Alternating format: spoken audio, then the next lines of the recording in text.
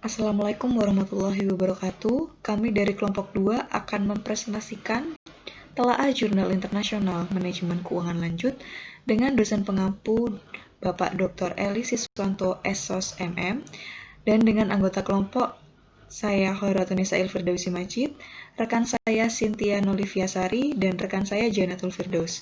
Berikut presentasi kami.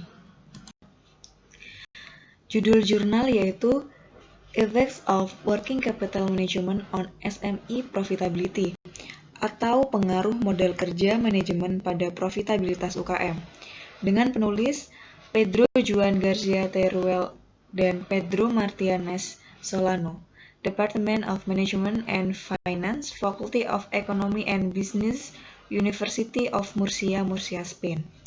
Tahun publikasi yaitu tahun 2007. Dalam jurnal terdapat 3 variabel, yaitu yang pertama variabel terikat, profitabilitas atau ROA, yang kedua variabel bebas, modal kerja yang meliputi AR, yaitu jumlah hari pembayaran piutang, INV, jumlah hari persediaan, AP, jumlah hari pembayaran utang, dan CCC, siklus konversi kas. Kemudian ada variabel kontrol, yaitu size, dan SGROW, yaitu pertumbuhan penjualan, debt atau utang, dan GDP-GR. Tujuan penelitian, dalam konteks ini, tujuan dari pekerjaan saat ini adalah untuk memberikan bukti empiris tentang pengaruh manajemen modal kerja terhadap profitabilitas untuk panel yang terdiri dari 8.872 usaha kecil menengah atau UKM selama periode 1996 hingga 2002. Selanjutnya, saya akan menjelaskan tentang landasan teoritis, di mana manajemen modal kerja adalah merupakan area penting dari manajemen keuangan. Sedangkan administrasi modal kerja memiliki dampak penting pada profitabilitas dan likuiditas perusahaan. Selanjutnya yaitu mengenai dampak negatif meminimalkan investasi modal kerja. Yang pertama yaitu tingkat persediaan yang terlalu banyak, di mana perusahaan itu berisiko kehilangan kenaikan penjualan. Yang kedua yaitu jika meningkatkan pendanaan, pemasok dapat mengakibatkan hilangnya diskon untuk pembayaran di awal. Selanjutnya yaitu mengenai tentang manfaat strategi dasar untuk manajemen modal kerja bersih. Yang pertama yaitu dapat meminimalkan investasi modal kerja. Yang kedua dapat mengadopsi kebijakan modal kerja yang dirancang untuk meningkatkan penjualan, sehingga manajemen dalam suatu perusahaan harus mengevaluasi trade-off antara profitabilitas dan risiko yang diharapkan sebelum memutuskan tingkat investasi yang optimal dalam aset lancar. Selanjutnya yaitu mengenai dampak positif meminimalkan investasi modal kerja. Yang pertama yaitu meningkatkan profitabilitas sebuah perusahaan, yakni dengan cara mengurangi proporsi total aset dalam bentuk aset lancar bersih. Yang kedua yaitu pengurangan kredit perdagangan yang signifikan, sehingga dapat memicu penurunan penjualan dari pelanggan yang membutuhkan kredit.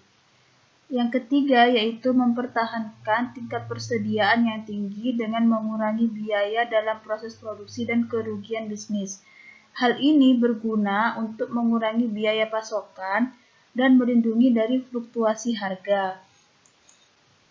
Selanjutnya yaitu mengenai tentang keuntungan memberikan kredit perdagangan. Yang pertama, kredit perdagangan dapat bertindak sebagai potongan harga yang efektif. Yang kedua, memberi insentif kepada pelanggan untuk memperoleh barang dagangan pada saat permintaan rendah. Yang ketiga, memungkinkan pelanggan untuk memeriksa bahwa barang dagangan yang mereka terima sesuai dengan kesepakatan, sehingga berguna untuk memperkuat hubungan jangka panjang dengan pelanggan. Selanjutnya mengenai tentang studi empiris yang berkaitan dengan manajemen modal kerja dan profitabilitas. Menurut Sin dan Sonen tahun 1998, dia menganalisis tentang hubungan antara kredit perdagangan bersih dan profitabilitas untuk sampel perusahaan yang terdaftar di Bursa Saham Amerika Serikat selama periode 1974 hingga 1994, dan hasilnya menunjukkan bahwa pengurangan kredit perdagangan bersih dapat meningkatkan profitabilitas perusahaan.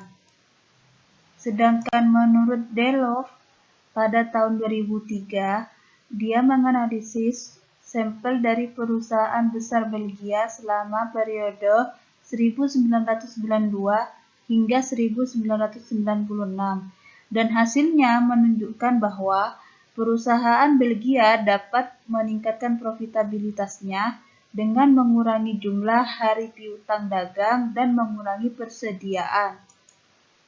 Sehingga dapat disimpulkan bahwa perusahaan dapat meningkatkan profitabilitasnya dengan mengurangi investasi pada piutang dan persediaan ke jumlah minimum yang wajar yang ditunjukkan oleh tolak ukur industrinya. Dan manajemen siklus konversi kas berusaha untuk mengumpulkan arus kas masuk secepat mungkin dan menunda arus kas keluar selama mungkin, sehingga dapat memperpendek siklus konversi tunai. Selanjutnya yaitu mengenai data, di mana data yang digunakan dalam penelitian ini diperoleh dari database Amadeus dan dikembangkan oleh Bureau van Dijk yang berisi data keuangan dan ekonomi perusahaan-perusahaan Eropa.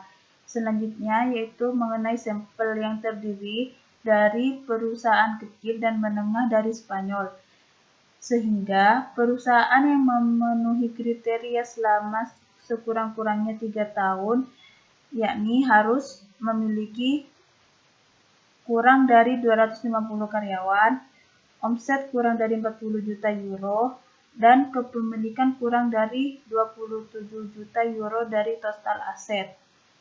Selain itu, data pengamatan terhadap perusahaan diseleksi berdasarkan data anomali dan berdasarkan kriteria seperti aset lancar, aset tetap, liabilitas lancar, modal, depresiasi, atau bunga yang depresiasinya negatif tidak dimasukkan menjadi sampel.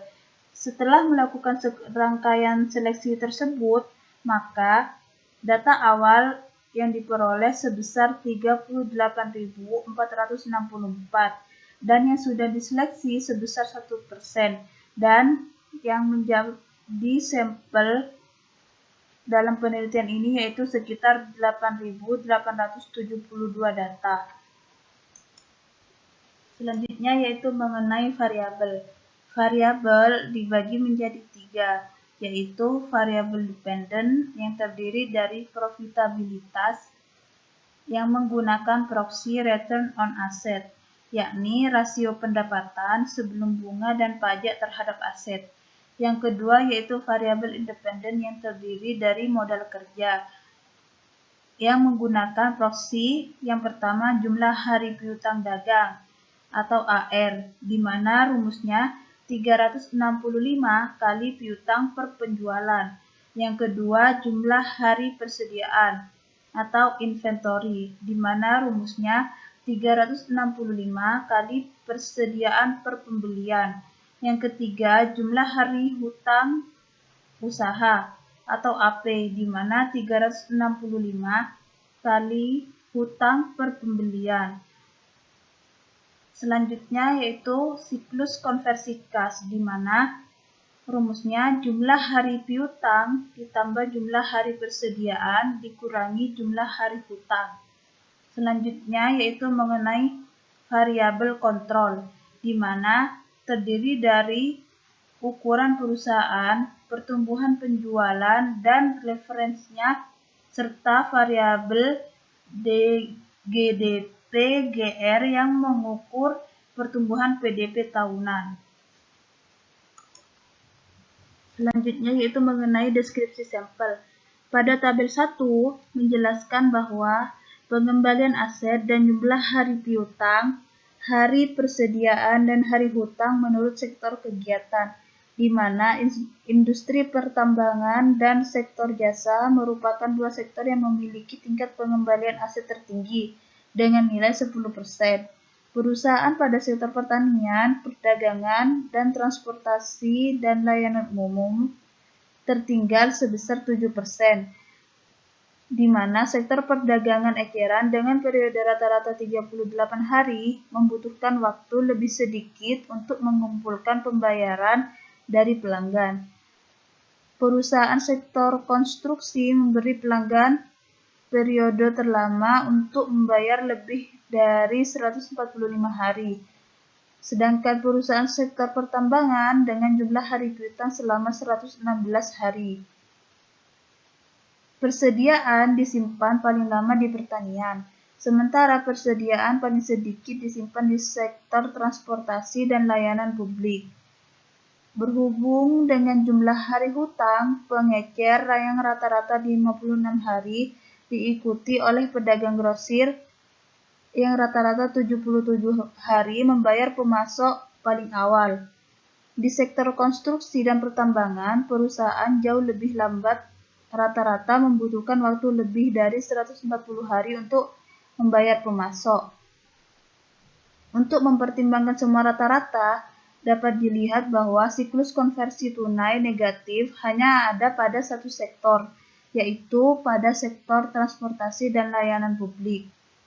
Dalam hal ini, perusahaan pertanian dan manufaktur membutuhkan waktu paling lama untuk menghasilkan uang tunai, yang masing-masing rata-ratanya sebesar 95 dan 96 hari. Sehingga perusahaan tersebut membutuhkan sebagian besar sumber daya untuk membiayai kebutuhan pendanaan operasional mereka. Sedangkan pada tabel 2 menunjukkan tentang deskripsi variabel yang digunakan untuk sampel secara keseluruhan.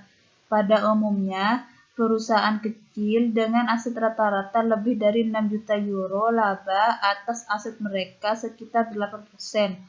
Jumlah hari piutang mereka sekitar 96 hari, dan jumlah hari hutang mereka sangat mirip, yaitu sekitar 97 hari. Sehingga perusahaan telah mengalami pertumbuhan penjualan rata-rata hampir 13% per tahun dan 24,74% dari kewajiban mereka diambil dari hutang. Sehingga dalam periode yang dianalisis pada tahun sekitar 1996 hingga tahun 2002, PDB tumbuh dengan rata-rata 3,66% di Spanyol. Selanjutnya yaitu mengenai tentang metodologi, di mana pengaruh pengelolaan modal kerja terhadap profitabilitas UKM diuji dengan menggunakan metodologi data panel.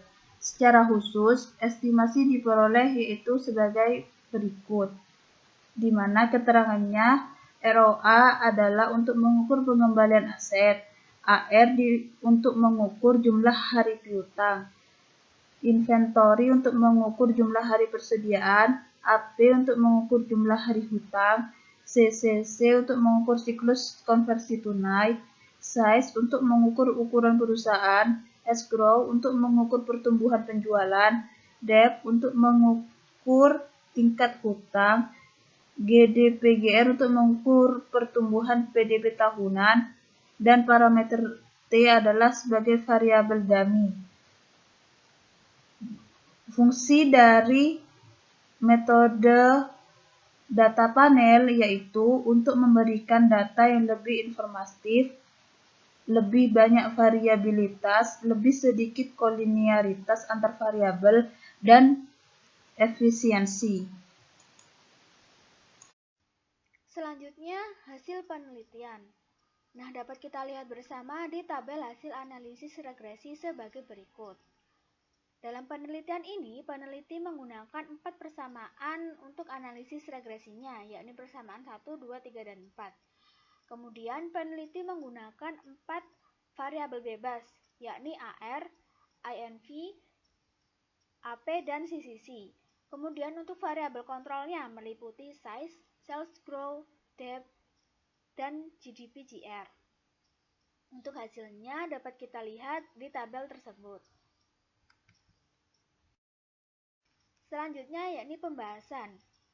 Yang pertama, jumlah hari pembayaran piutang atau AR. Berdasarkan hasil analisis menunjukkan bahwa jumlah hari pembayaran piutang atau AR berpengaruh negatif signifikan terhadap profitabilitas. Atau dapat diartikan bahwa dengan memperpanjang jumlah hari pembayaran piutang atau AR berpengaruh negatif signifikan terhadap profitabilitas. Hal ini juga berarti bahwa dengan kebijakan kredit yang lebih ketat, dengan memberi pelanggan sedikit waktu untuk melakukan pembayaran, akan meningkatkan kinerja atau profitabilitas. Selanjutnya, jumlah hari persediaan atau INV. Berdasarkan hasil analisis menunjukkan bahwa jumlah hari persediaan berpengaruh negatif signifikan terhadap profitabilitas. Atau dapat diartikan bahwa dengan memperpanjang jumlah hari persediaan dapat berpengaruh negatif signifikan terhadap profitabilitas.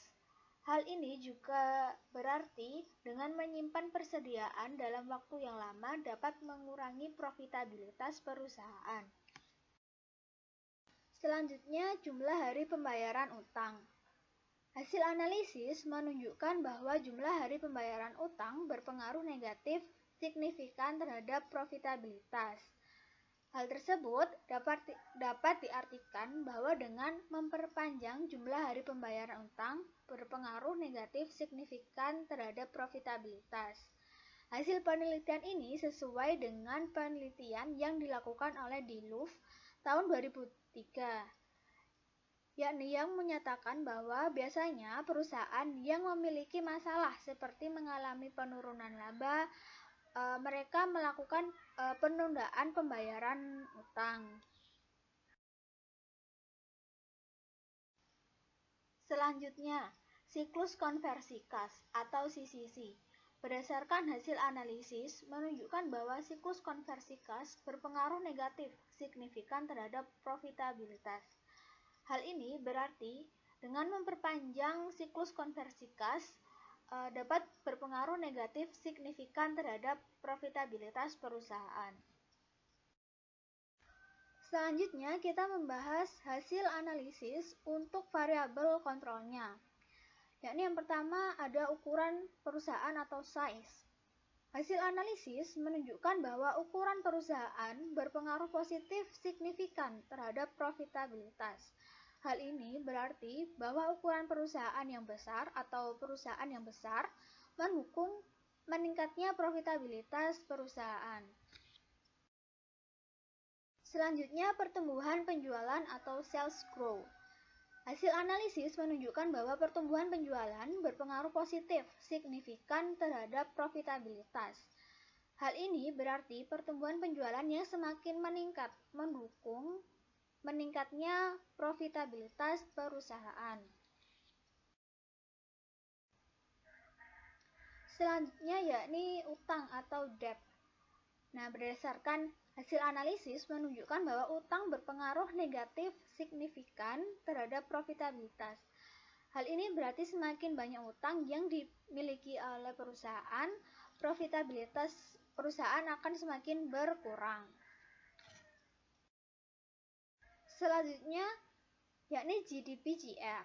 Hasil analisis menunjukkan bahwa variabel GDP-GR tidak memiliki hasil yang konsisten pada semua persamaan, yakni pada persamaan 1, 2, 3, dan 4 hasilnya itu tidak konsisten. Sehingga variabel GDP-GR ini tidak dapat dipastikan pengaruhnya terhadap profitabilitas. Selanjutnya, untuk mengatasi masalah endogenitas, peneliti menggunakan robust test yang hasilnya menunjukkan hasil yang sama dengan hasil analisis regresi sebelumnya. Namun, untuk variabel AP kehilangan signifikansinya sehingga hasil tersebut menimbulkan keraguan tentang pengaruh jumlah hari pembayaran utang atau AP terhadap profitabilitas. Yang terakhir, kesimpulan untuk penelitian ini yakni bahwa manajemen modal kerja sangat penting bagi perusahaan kecil dan menengah sebagai upaya untuk meningkatkan profitabilitas mereka. Hasil penelitian ini menunjukkan bahwa jumlah hari piutang atau AR, hari persediaan atau IMC, dan siklus konversi kas atau CCC berpengaruh negatif signifikan terhadap profitabilitas. Namun, untuk jumlah hari pembayaran utang atau AP tidak menunjukkan hasil yang konsisten, yakni kehilangan signifikansinya ketika peneliti melakukan robustes untuk mengatasi masalah endogenitas. Sekian presentasi dari kelompok 2. Mohon maaf jika ada kesalahan. Wassalamualaikum warahmatullahi wabarakatuh.